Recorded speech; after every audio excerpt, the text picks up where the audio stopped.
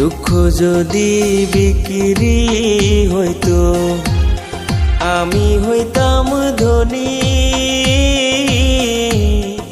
আমার কাছে আছে সই গো দুঃখ নামের খনি, সই গো দুঃখ নামের খনি।